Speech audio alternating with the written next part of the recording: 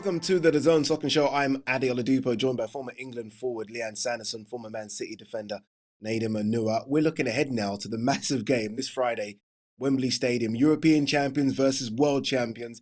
England take on the USA. And this is the acid test, isn't it, Lianne? Although it's a friendly, I think both sides are going to play strong teams. And with the World Cup coming around next year, this is a great game for England to measure themselves against arguably the best team in the world, best female team in the world ever. Yeah, absolutely. And I'm really excited for it. As you mentioned, Addy, it's a friendly, but it doesn't feel like that. Sold out Yeah. Wembley. The tickets sold out within 10 minutes when they went, up for sale. So it shows you the growth of the women's game and where it's at now. I think obviously America are going to want to cause an upset. They don't really shy away from anything. I lived there for 12 years, had the luxury of playing there with a lot of these players that are coming to play on Friday as well, like some Megan Rapinoe. And I think it's great for, the English fans to see where we're at. And I think during the Euros, I don't think we didn't go into that tournament as the favourites. I think people have to realise that, because I think there's a lot of people now that are getting on board with women's football, and it's fantastic. But going into that tournament, Spain, Sweden were the favourites, but we played so well. We played our way into becoming the favourites and then ended up winning it. I think during the Euros, you have to have a little bit of luck as well, but I think you make your own luck in football. Spain had a number of injuries, but the way we pushed aside Sweden, pushed aside Spain, but it doesn't automatically assume that you're going to go and win the World Cup. Because people come up to me in the street now and they say, "Oh, Lianne, when we go to Australia and New Zealand in 2023, are we going to win the World Cup?" And I'm like, it doesn't work like that, as we know. You bring in the likes of Brazil, the US Women's National Team, a lot of the top teams will be back and, fighting for it. But I'm really looking forward to this game. I think it's going to be a really good game to see exactly where we're at. Yeah, this is the measuring stick, isn't it, Nadem? I mean, you're talking not just about the world champions, but a team alongside Germany that have dominated women's football. And England want to be in that conversation when we get to the World Cup next year. A good performance against the US team, and England already are going to start getting excited about next year. Yeah, that's exactly right. And you mentioned a good performance, but for them going into the game, they'll definitely believe that they can win. I think they've seen this American side before. They've played along some of them, because I think they played in WSL last year and the like. And the reality is, like, this game, it's called a friendly on paper, but it's not that. I have one bit of insight, and I'm friends with the America captain, Becky Sauerbrunn, and I spoke to her a month in advance. I said, "Oh, will you be playing in this?" And she was desperate to come over and play at Wembley, desperate to play against the European champions. Soak that in. How often can you talk about an England team being champions of anything to do with football? So this is these are rare moments, but they're really exciting. The USA team are going to come over and try and put a marker down.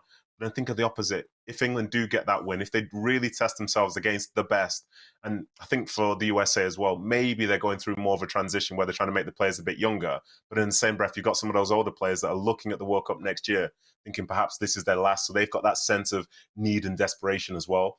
And ultimately, it makes for a great game. If you've got tickets to the sellout, then fantastic. But it's definitely one to be tuned into, because it might be one of the best games that you see this whole season. So I'm excited for it.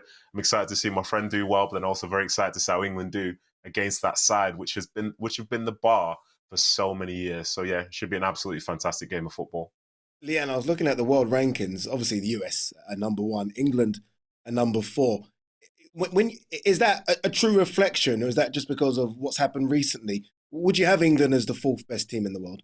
I think when you look at the country on the whole, in the sense of, like I said, we won the Euros, we went into that tournament not even having any right to really win it. So I don't think because you win one tournament in Europe, it should mean you go as number one.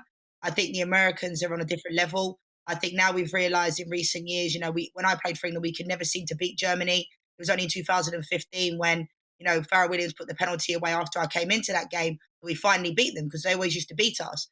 I think the gap's getting smaller between those teams, and I think people fear playing against us now. I don't think before people used to fear playing against England. And I think having a coach like Serena Wiegman that seems to pick players, based upon how well they're playing in the league. You've got new players coming in like Lauren James, who's been brilliant this year for Chelsea. She really has. But then you look at this American team, Trinity Rodman. We mentioned it before, a lot of the younger players, but they just seem to have this mentality. And I think after living in America for so long, everything is bridged towards a lot of young girls want to play for the national team from the day they're born. Literally, they'll be 5 years old. I want to be like Megan Rapinoe. I want to be like Abby Wambach. And it's kind of instilled in them. But I think we've seen, in America, it's life-changing to play for the national team. And I think in England now, recently, we spoke about marketing. Now the games are all on television. People now, seeing is believing. Young girls can watch, people look up to them. Because when I was younger, I used to look up to David Beckham, Serena Williams, and Serena Williams is a tennis player, but there was no visible role models for me to look up to. Whereas I think in England now, these girls can aspire to be Beth Mead. Even boys and men are walking down the street with Beth Mead shirts on. So I Yeah, think gradually, we're seeing a change, almost like a changing of the guard to a certain degree. So I think this game's going to be really, really exciting. But like I said, I don't think we need to get carried away. We need to let the girls have a breather. Loads of them haven't even taken a time off. So I'm not making excuses for them, but I think it will show you exactly where we're at this Friday. And I'm really excited. It won't feel like a friendly on the day. It really won't.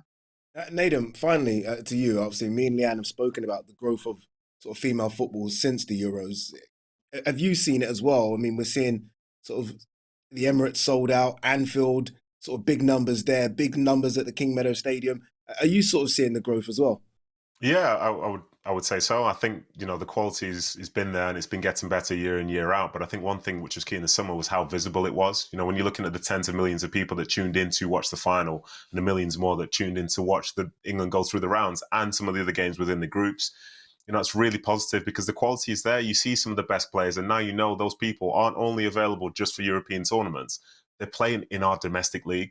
You should come down, you should see it, you should see the growth, see some of the best players in Europe, some of the best players in the world, and they're literally playing week in, week out.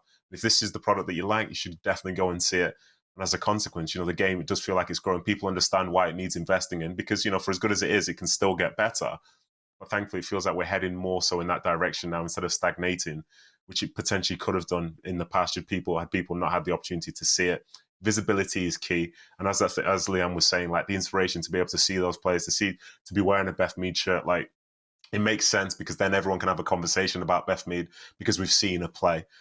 We've got players in the league who'd been up for European awards and alike who most people wouldn't know if they walked down the street. We're talking Lucy Bronze, but now everyone knows who Lucy Bronze is because they can see her and they know all about her history. And that stuff really, really matters. Visibility is key. And as a consequence, it Yeah, feels like it's and growing. long may it continue. Should be an absolutely cracking game. Remember, it is this Friday. England take on the USA, and we're going to react to it as well on next week's show. Nadem, Lianne, thank you very much. When we come back, Nadem and I are going to speak about big money takeovers, not just in the Premier League, but in Europe as well.